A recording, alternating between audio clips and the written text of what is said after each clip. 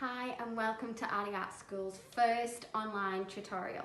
So this is, a bit nervous, but let's see how we go. So I just thought to go with the theme nature, I'm going to look at creating a clay bird. I'm going to just do it step by step, show you some really basic techniques, and then hopefully you can join in at home. If you don't have clay at home, you can use Play-Doh or salt dough as well. I'll put a really basic recipe up online so you can follow that using your stuff that's in your pantry already, so it's be really accessible. So to start to make a really simple bird, we want to make, because it's air drying clay, this is Northcote pottery clay. It's really beautiful stuff, really good for moulding.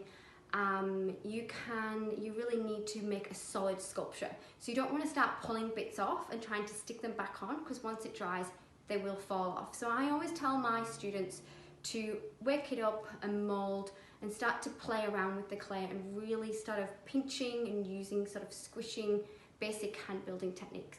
So what you need to do is get your form first. Think about the type of bird you would like to make, and it will develop as you do it as well. So each time you always make a very different little birdie. So I'm just pinching and moulding and smoothing, and I'm just pulling out. So I'm pulling out here the beak. Okay, smoothing, squishing his body, making him a bit more elongated, and then obviously the tail, start to pull out the tail here. I'm doing this really quickly, I'd like you to take your time. And sort of start to really mould your beautiful bird. Start to give it a little bit more character. With the tail, say you did want to take parts off and start sticking them together, there is a basic technique you can do, which is cross hatching. And what we do is you smooth out where you want them to go.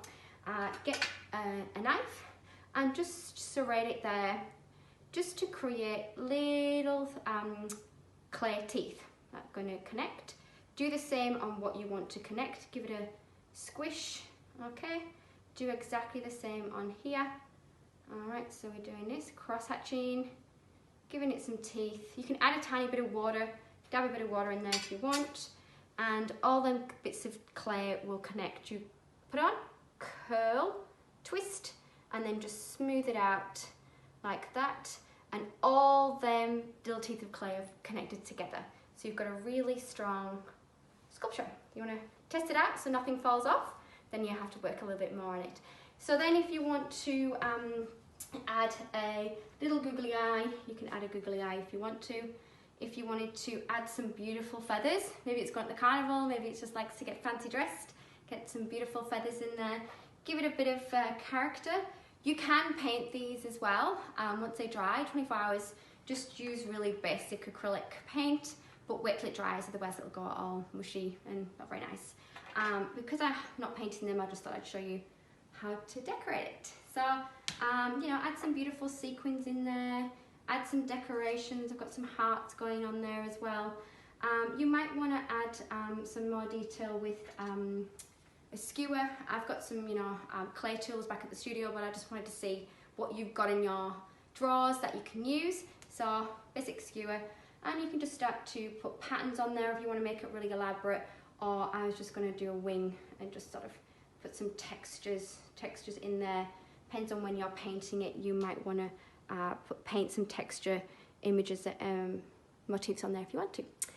Next thing you can probably do is if you want to do a wing, instead of connecting the wing, you just pull the wing out. So you just pull the wing out from the side, moulding all that extra sort of clay, and then if you want to fold, and you can get yourself a little wing just happening there. Okay. The same with the feet. If you want to make feet, you just pull it sort of out of the bottom and make little feet that way. Obviously you're going to go around and smooth it all out and make it look really beautiful. Okay, so that's it from me, and hopefully you enjoyed this tutorial, and hopefully I will see all your beautiful things that you've created for the challenge. All right, see you later. Bye.